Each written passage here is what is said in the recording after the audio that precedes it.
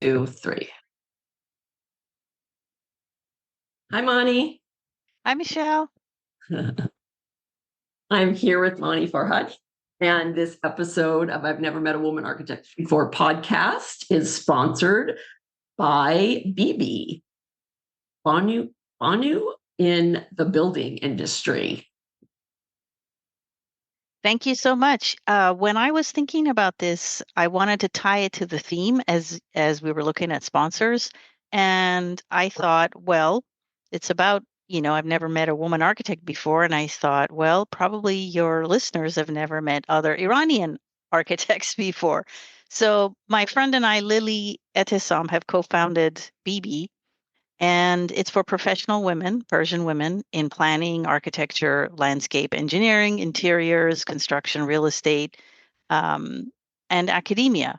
And I thought, why not sort of highlight them and showcase them? So, 7 women that I chose to reach out to are women owners within the BB group.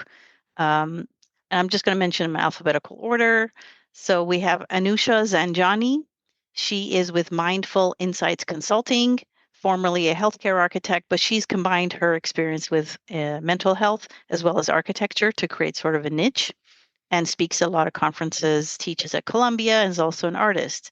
Bahi Orezi of 360 Design Studio. Bahare, she goes by Bahi, has her own high-end residential practice in Northern California, and all her employees are women, and she designs beautiful homes, and she serves on the BB steering committee. We have Elmira Alamdari of M&A Studio. She has a small practice with her cousin, Shanae Mokbel, and they work on residential projects in Northern California, and whether interior design, new construction, or remodeling. We have Marzi Emami of Kohan Group. She's got a boutique practice in San Francisco with her husband, and they work on different projects, medical, healthcare, residential. They have a very wide portfolio and commercial. Then we have Parisima Hassani of West Group Design. Parisima has a practice in Orange County with her husband, and they work on a variety of projects too: healthcare, residential, education, commercial. She's a well-respected mentor and community volunteer, and she received the Ellis Island Medal of Honor last year. Then Rudy Pakravan of Seidel Pakravan Studio. Rudabe, also known as Rudy, and her partner, Kristen Seidel, have a small practice in Northern California. Again, residential, commercial, retail, education projects. And then Sepi Amin of SA Studio Design. Sepide, known as Sepi, designs custom and unique high-end homes in Northern California, making dreams come true, according to her.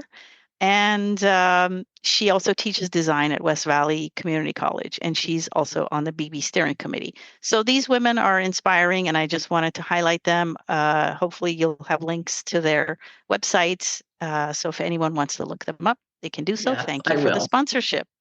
Yes, thank you. Yeah, I actually had Maya Salehi, but she's in Walnut Creek. Yeah. Yes. Yeah. I've had her on before. Okay. So Mani Farhadi, a global thinker and creative thought leader, Ardalan Farhadi's experience spans 3 decades of design and planning for places of learning. Mani is senior planner at Stanford University in the School of Medicine. Her passion is focused on creating inclusive environments in combination with her extensive planning skills. Her expertise is in designing from the inside out through cultural and human-centered principles. Using collaborative skills, she is instrumental in developing interdisciplinary initiatives and emerging strategies. Her leadership extends into a wide range of volunteering and mentorship, such as former board of trustee and chair of bond oversight committee for her local school district. Her current roles include co-founder of BB, Banu's in building industry, SCUP juror, board member of the Institute for Traditional Psychoethics and Guidance, DEI officer board member for Wellesley College alumni, board of advisor for NICA, Neosha International Conservatory of Arts, and cultural ambassador for Children's Discovery Museum. A graduate of Wellesley College, Wellesley, Massachusetts, with a BA in architecture. She also has a Bachelor of Architecture from Boston Architectural College. A lifelong learner, her formal education is supplemented with certificates from IDEO Change Leadership, Stanford University LEAP, Stanford University Supervisor Academy, SCUP Planning Institutes, Leadership Los Gatos, Lead AP, and MIG, and Lean Process Improvement. Welcome, Mani. Thank you so much, Michelle. I got through all the acronyms. You did get through all the acronyms, and I'll just add that my opinions are my own. It's not, even though I work at Stanford University, I'm not representing official capacity of Stanford University. So all my opinions are my own. Yes, yes, and so many people have to do that if they're working for corporations. So thank you so much. So what would you like to talk about this morning? It's early Saturday morning. I'm like still in my workout wear. Yes.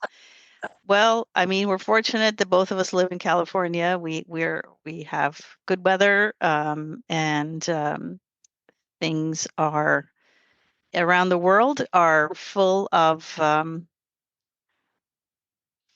dilemma, and so that does weigh on me.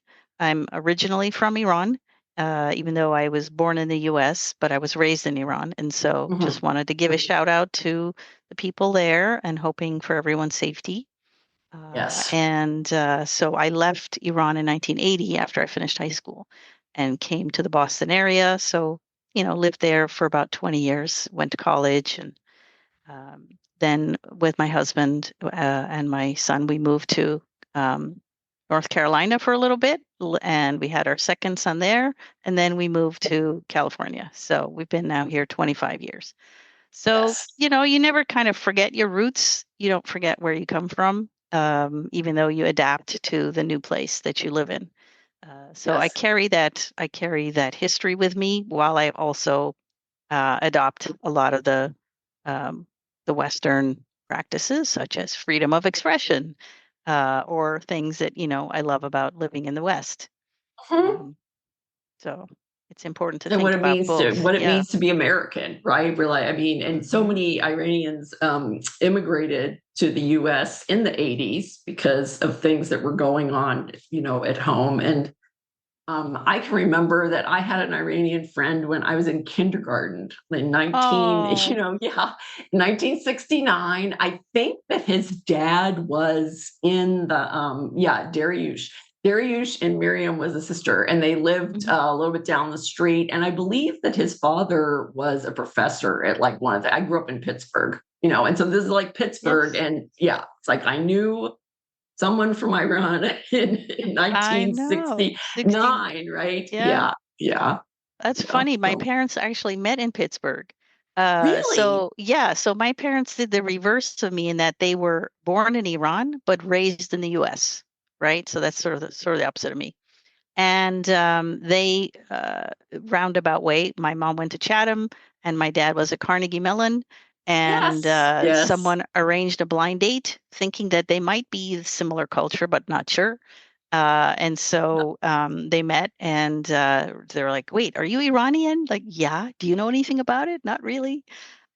So they promised themselves that someday they'd go back to Iran to sort of figure out their roots, and which is what they did. Yeah. So they met in college. Then they got married and went to Boston. My dad finished he's an architect, so he finished he finished his degree there at Harvard Graduate School of Design, and then got a job at SOM, San Francisco, Skidmore, Owings and Merrill. So they moved, and that's where I was born, in San Francisco, and my sister. And they said, we always talked about going back to our rediscovering our heritage. So let's do that. So that's kind of how we ended up growing up in Iran. But because they had grown up in the US, they spoke English primarily. So even though we were in Iran, we spoke in English and ended up at an international school and learned everything in English. Of course, you learn Farsi because you're living in the country. Yeah. Yeah. Yeah. My great grandfather spoke 7 languages. And then when he immigrated Wow. here in the late 1800s, yeah, I mean, he worked for a bank. So, but my great grandmother only spoke German. And so we thought that they were from a part of Germany. And then it turns out that they weren't even from Germany, they were from Slovakia. They were from Oh, Slovakia. So when we started to do all this thing, and because they were saying, oh, they grew up like somewhere close to the Austrian-Hungarian border. Well, the borders moved around all the sure, time. they And did. so, yeah, Yeah. yeah. And so they actually, yeah, they were from Livoka, Slovakia. Yeah. Wow. Well, Yeah. good to have the But family history. she never, so they only spoke German in the home. And so then when the oldest daughters would go to school and then they started speaking English, and then my grandmother was one of the youngest ones. And so then they like spoke English. So even when I had like German homework or whatever, she's like, I don't know any. She's like, I don't know it. I don't know any German. That's funny. But it's Yeah. great to have our family history. My mom became our family historian, and she sort of documented all the generations because her mother was actually American, Helen from Idaho, and her grandfather was Iranian. My grandfather came 100 years ago to Ellis Island and came to New York to become a doctor. And once he graduated, he met this American nurse at the hospital, and they fell in love. And so, our story kind of begins more than 100 years ago with a hybrid marriage between an Iranian and an American.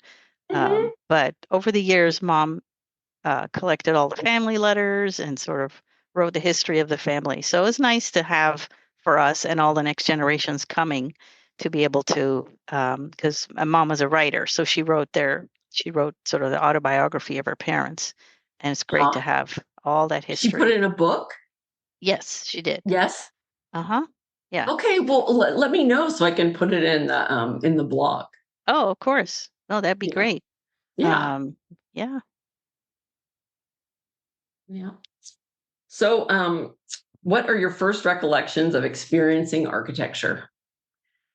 Yeah, well, as mentioned, so my dad is an architect, and so growing up, we certainly certainly were exposed to it. Yes. I mean, I'm the eldest, but he would take us to groundbreakings, and then to the grand opening after his projects were built.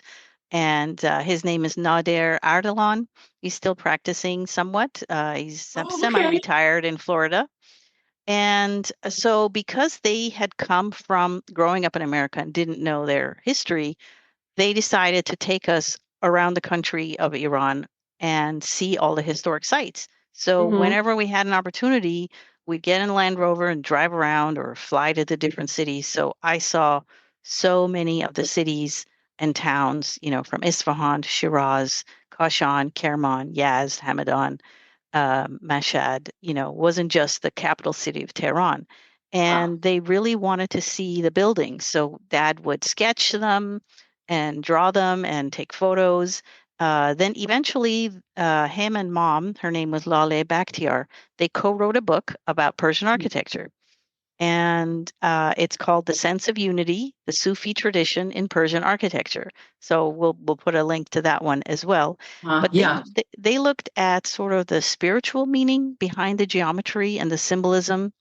And at the Yes. time, it was really groundbreaking in 1973 because in that, a lot of it was international style and people were trying to, Western influence and trying to modernize the country, but they thought, well, we're going to bring about sort of a cultural movement to shine a light on traditional architecture and talk about where that comes from. So they really, at the time in Iran, had a great following because they talked about identity and culture and pride of place, right? So Mm. buildings that were designed to ecologically adapt to the culture and the climate of Iran, as opposed to importing international and Western Yes. styles. Yeah. So Yeah. yeah, and it really changed the course of design and still has influence to this day because the book is used in architecture course in the universities there. Um, Also, the former queen of Iran, because I grew up under the monarchy, Farah Pahlavi had studied architecture in Paris before becoming the queen and marrying the king. So they had put on international congresses of like international conferences. So he had invited Mhm. Buckminster Fuller. Louis Kahn, so these international well-known architects were coming to Iran giving advice, and Iranian architects were meeting them and getting to know them. So my father had met Lou Kahn through being at Carnegie Mellon and Mhm. in Pennsylvania. Invited Lou Kahn to Iran to talk about designing a new town, and so the two of them were collaborating on that. And Lou Kahn unfortunately passed away in 1974, so they weren't able to implement his plan for the new town. Okay. But Lou For had which said to town? For which town? it was outside of Isfahan. It never got built. Oh, okay. Yeah, and but Lou had said to my father, if you want to learn about architecture, you have to go to Egypt to see the pyramids, and you have to go to Greece to see the pyramid, to see the Acropolis. And so we happened to actually be on a trip to Egypt and Greece when we Mm, found out that he had passed away. Lucan had passed away. He was a heavy influence of my father's. Um, mm, so, but lastly, what I wanted to say about my, how architecture influenced me, the third conference that was planned in Iran was a women architects conference, because the other conferences had been mostly men. So with the efforts of the Queen Farah Pahlavi, they thought, okay, we'll have an International Congress of Women in 1976. And wow. Mom was not an architect, but she was a writer. And because of the book that they had written together, she was invited as a speaker. Now, Mm, sadly, my parents had just gotten divorced. So I mm, think Mom maybe didn't want to go to the conference alone, or she thought that I would be interested. So she asked me and my sister, we're teenagers, hey, do you want to come to this conference with me? uh-huh. So Yeah. literally, here I was. I mean, Denise Scott Brown came to this conference, and Ann Ting, who had worked with Lucan, Yes, yes, with and Lucan. yeah, Yeah, of yeah. course, Alison Smithson from England, and Jane Drew. So anyway, all Uh-huh. these well-known women, Guy Olenti from Italy, from 23 Yes. countries had came to Iran for this international congress. So I hope to write about this congress a little bit more. And I was just Yeah. absorbing it as a teen. But so even though I had seen my father's an architect, he was, typical, like he wasn't home a lot. He was focused so much on the work. Yeah.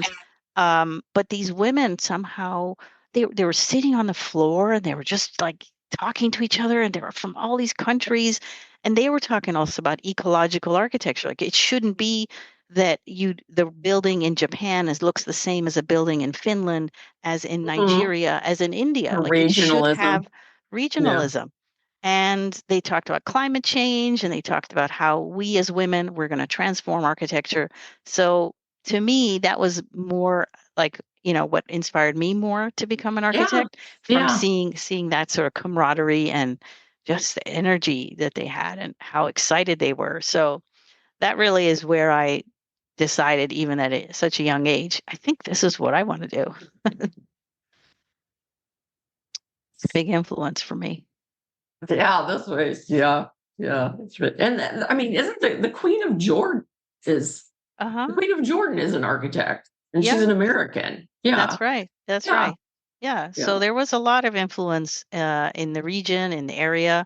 That's why even to this day, I enjoy, WIA events, for example, Women in Architecture Mhm. events, or Would WLS. you would very, yeah, you've been very active in that. Very Yeah. active. Yeah. Yeah. Women's Leadership Summit, came to San Jose. I was on the Mhm. steering committee for that. We had 750 women come, and, I was kind of trying to recreate that sense that I had as a teen, what I had seen. Yeah. And Yeah. so I still try to attend when I can, because it evokes that sense of sisterhood. Yeah. Yeah. Yeah. So what three classic buildings do you like and why? So I'm gonna be a little more on the ancient side, just as opposed to modern architecture. So the first one, I think I really want to talk about is Persepolis, which is in Iran.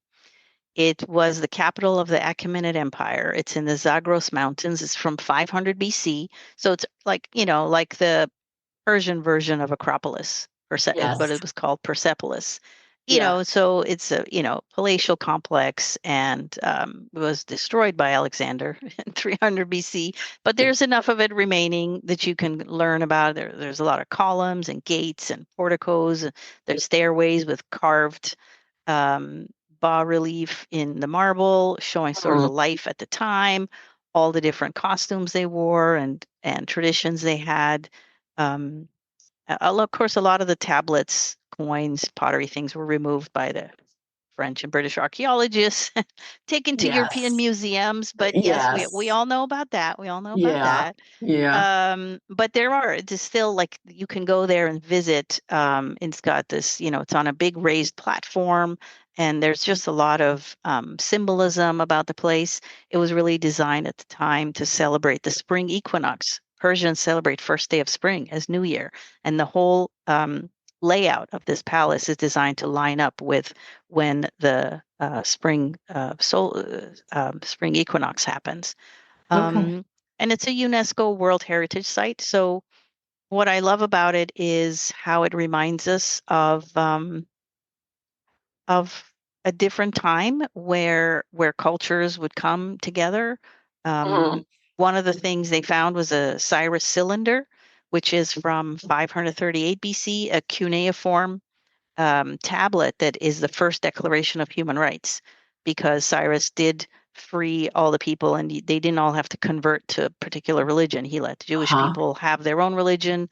And so there's a replica of this cylinder in the United Nations.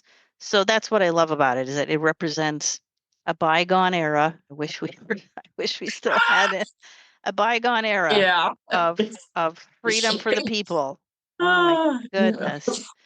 Um, if and it, people also don't know that, sort of the history of the Persians. They only know what they see on the news now. So that's kind of what I wanted to remind folks about. Yeah. Another one similar is Yeah, and I Alhambra. mean, the way that history is interpreted, like like recently, like Heather Cox Richardson, like she was like talking about that. I'm like, I never learned anything before. Like, I don't think I learned anything like when I was in high school or whatever, because the hostage, right? It's like I don't think I Yes, learned anything building up to that point at that's all. right. Exactly. Right? No, Yeah. that's all they And know. I was like, Yeah. what? And then I was like, I'm like, oh my gosh. And then of course in college, like in architecture, we did ancient and medieval. And so we did Yes. learn about, yeah, we did learn about the thing. But there's never any context, even when it's presented. It's just Mm, a building somewhere. And yeah, then you're supposed to remember like this, but like they never give any type of context as far as, like where like what was going on, that's right. politically or historically, right? I mean, because that's definitely like a political thing when you're Yeah, talking about like this first kind of, creed or, yeah. Yeah. exactly. So, And just ancient mhm. civilizations, how much we can learn from them. Yes. So, Yes. also like the pyramids of Giza, and the Sphinx, from whatever, 2500 BC. Hmm. And so we got to see that because Lucan had told my dad, you got to go see the pyramids. So we did. Hmm. We still sometimes wonder how these were built in the desert, but they have a lot of historic significance. Again, Yes. it's a culture of Egypt, and now that's not what we think of when we think of Egypt. So I think it's important to learn about humans and how we used to live. Um, and of course, they're modern inventions and innovations, but who were the first people to come up with inventions and creations? So to me, Hmm. I definitely, my second love after architecture is history. So Hmm. I don't think we step back enough to take a look at where we've come from. Yeah. The other example, sort of, if you want to call it European, the Alhambra, it's in Spain, but it's really not so much European. It's really a Moorish Yes. design. Yeah. And again, sort of what I like about it is that the East and the West merged in a way in this Hmm. in Granada, and it was built over many centuries, 11th century to 14th century, when it was Islamic, ruled by Muslims, and then it Hmm. after that had a Spanish Renaissance in the 16th and Hmm. 17th century and got added onto. And it's also a UNESCO World Heritage Site. But Hmm. there's so much about it: the gardens, the fountains, the tile work, the calligraphy. the stucco work and everything. So I think that I love how it adapted over time.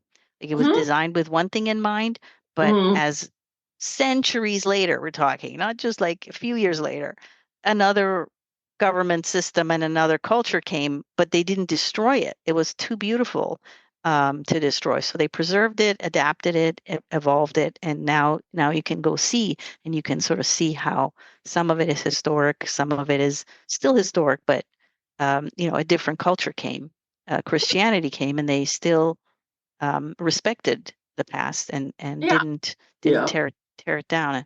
Yeah. So those are things. So these kind of buildings that have withstood the test of time and have so many stories to tell. They really resonate with me.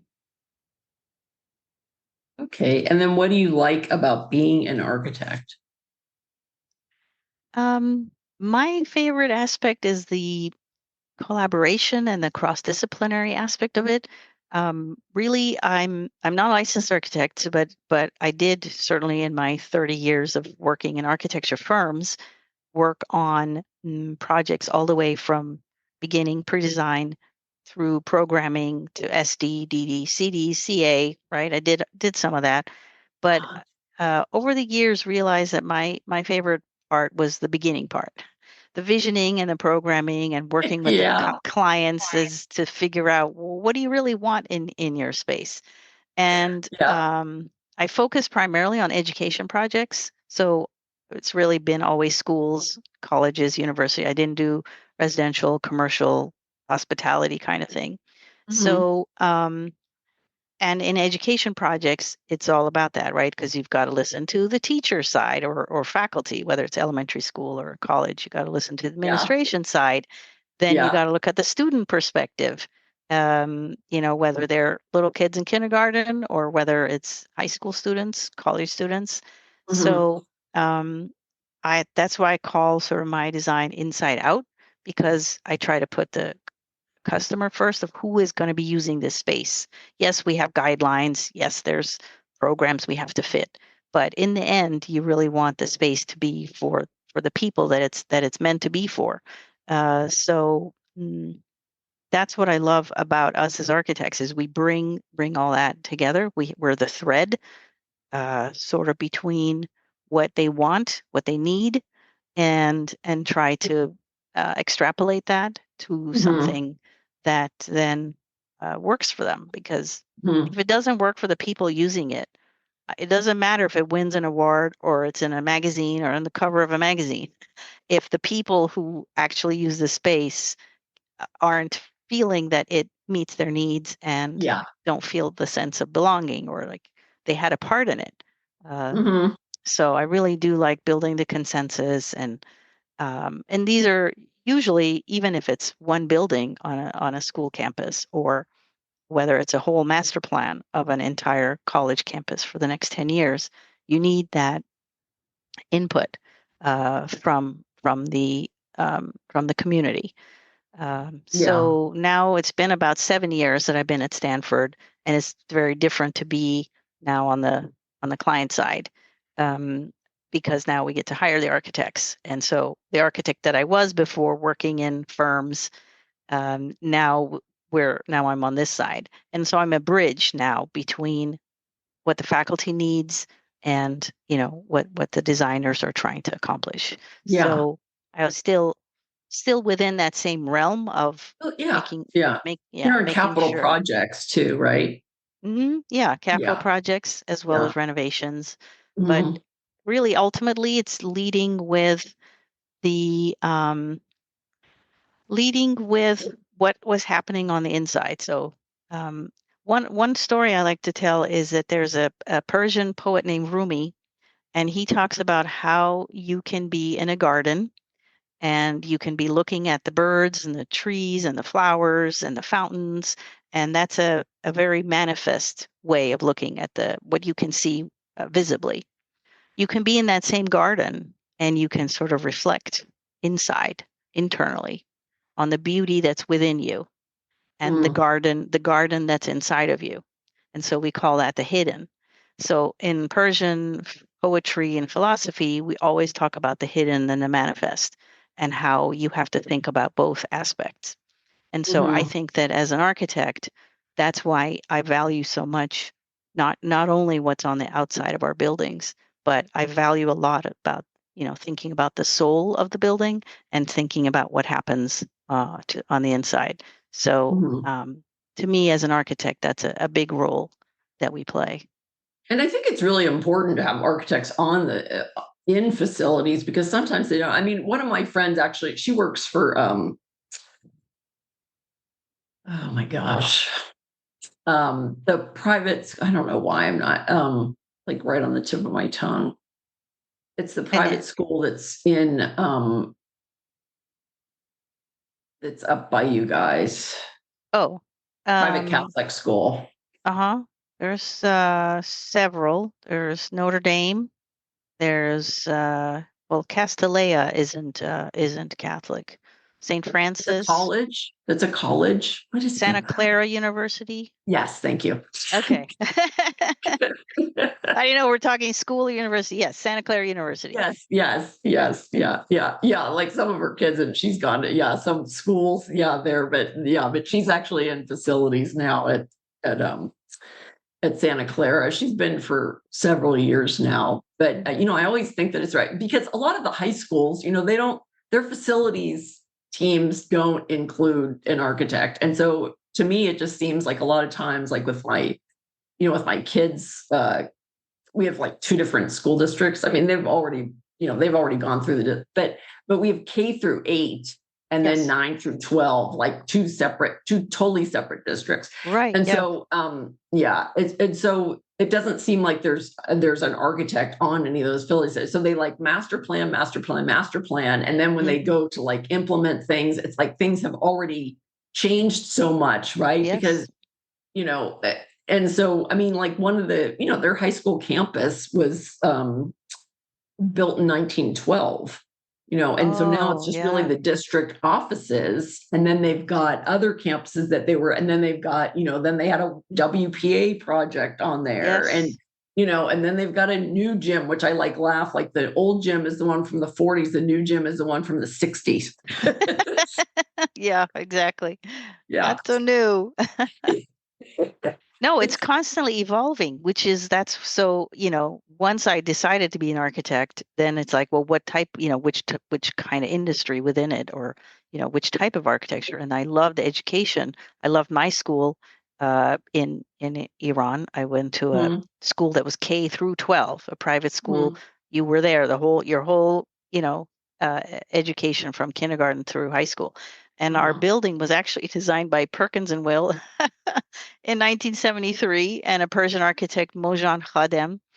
And I've written an article about that, which we could send a link to. It was called An Education to Remember. And they designed it like a very Persian style courtyard design school. But yes, so that was a rare example of hiring an international architecture firm to come in and do our do our school.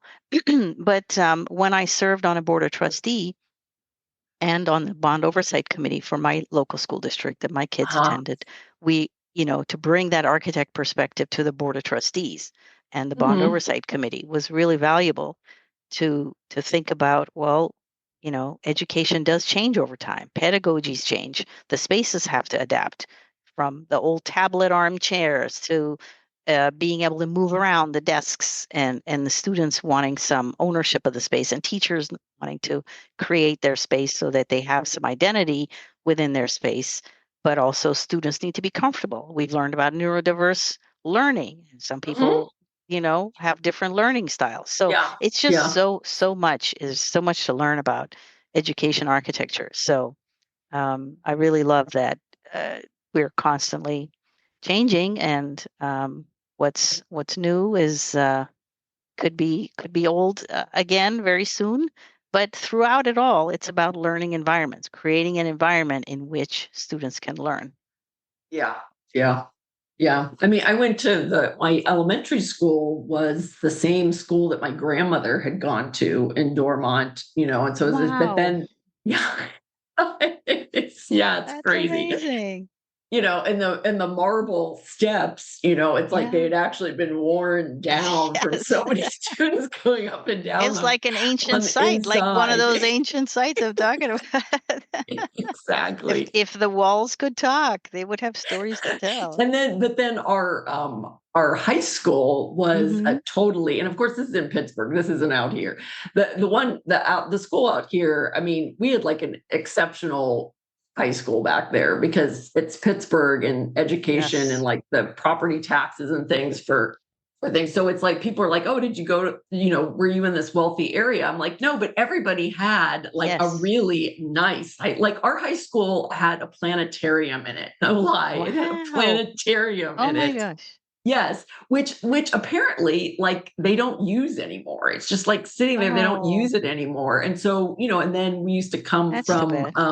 yeah, yeah. And we used to come from the elementary schools. They would like bring us down like once a Field year. We trips, would yeah. go to the planetarium, and then there was an auditorium, and then, Hmm. I mean, just like all of these like great, spaces, I mean, Absolutely. yeah, and I like a big, gymnasium with but then also like an indoor swimming pool, like Olympic size. So I mean, it was just Wow. like kind of, yeah, just like kind of crazy that, and then but we had these courtyards. I always like laugh. I said, yeah, we had courtyards, except that you weren't allowed to go out into them, right? You could just like look Oh, into just look at it.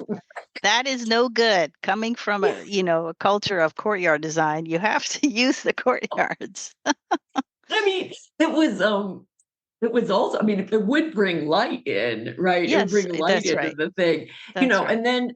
but then also like it was in Pittsburgh, right? So it's like you Which is were, cold. Yes. which is cold and rainy most of the time. So most of the time it was just, I'm kind of surprised. They must have had a really great like drainage system because those things never flooded. Oh, amazing. Yeah, Yeah, well, yeah. they knew how to do things back then. I love the value that they placed on education to. Yes, Yeah. exactly. Mm-hmm. Yes, exactly. Yeah. And And so you're not licensed, so you haven't mhm. applied for fellowship? No, but Okay. Okay. yeah, but so that's why my title now is senior planner. And so I do more on the planning side, which is all that pre-design stuff that has to happen, programming, Yes. Yes. pre-design.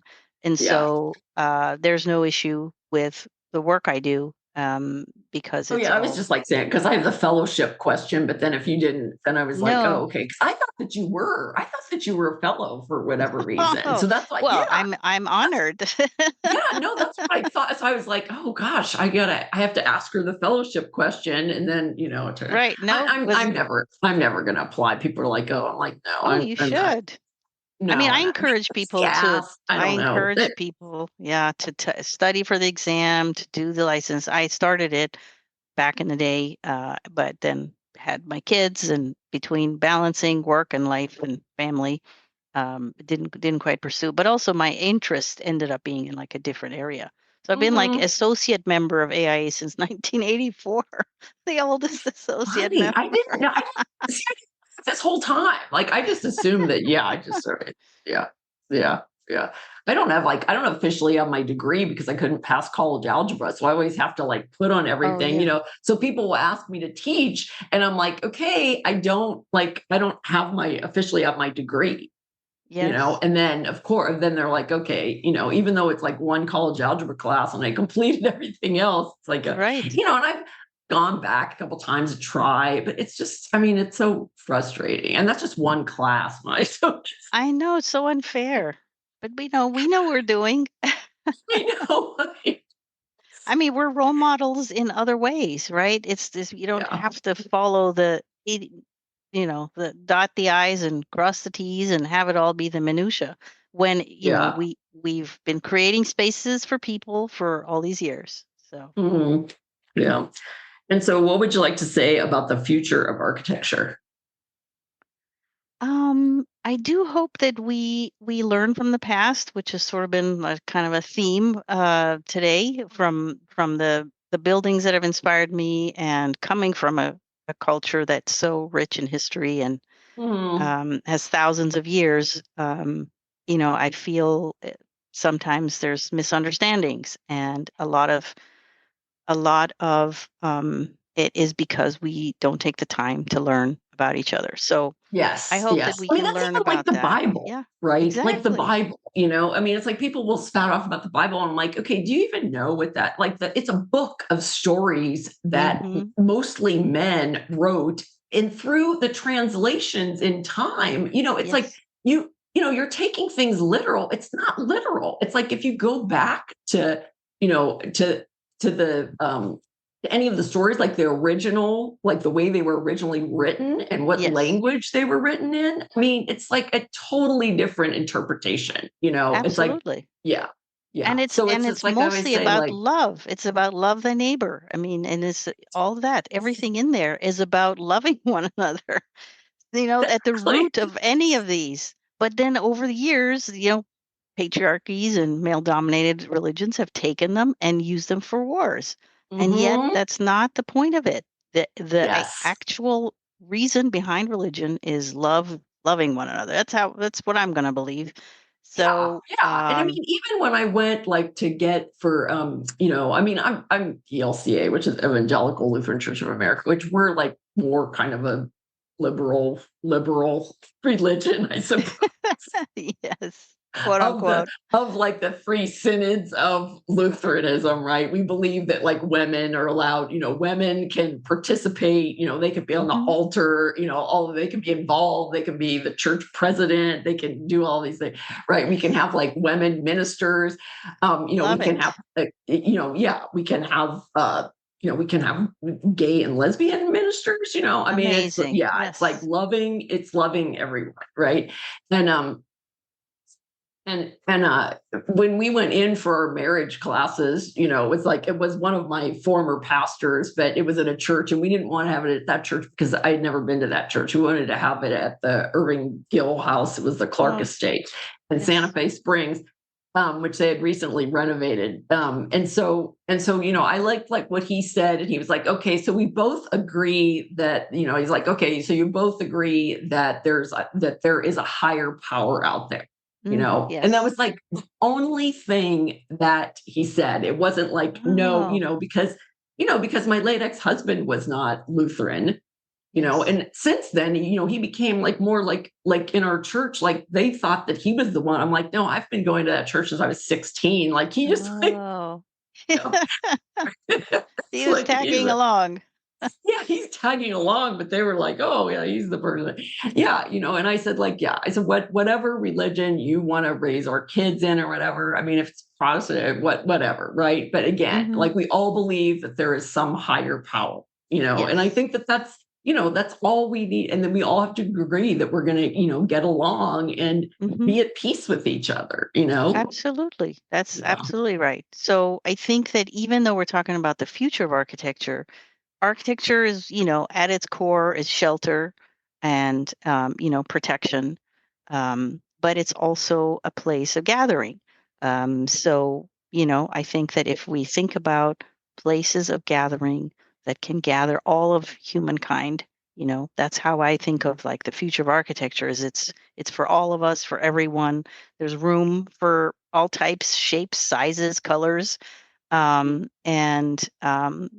just reminding us to look for the beauty within the space, not just the outside of the architecture, but the inside.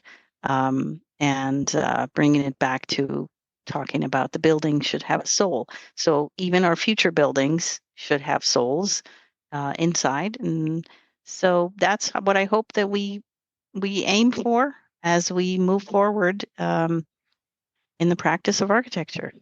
Mhm. Yeah. And I mean the importance, I mean, the importance of higher education, because that's one of the Mhm. only places where people can discuss different things, and people from all Yes. different, you know, walks of Backgrounds, life, yes. Hmm. different parts of the world, can all come together and Right. and discuss their ideas. And that's why it's Yes. so important to have higher education and higher Hmm. learning.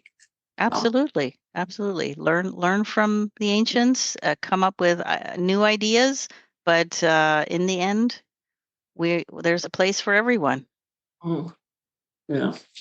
Well, thank you so much, Monty. And did you want to close with with BB?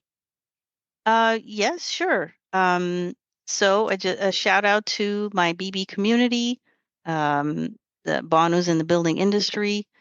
We're certainly going through a lot right now, but as a community, we've come together.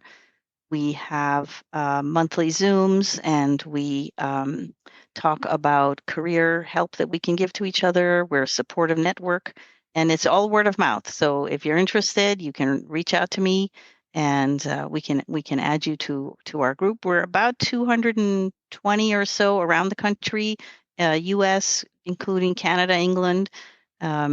We do sometimes speak in Farsi, so that's kind of why sort of you do need to have some kind of Persian heritage to be able to understand. Uh-huh. But we're really a camaraderie and a second family for many. And so thank you for letting us shed a spotlight on the BB group. And so I appreciate the time and the podcast interview. And thanks so much, Michelle. Thank you, Monty. Thanks. Peace. Peace.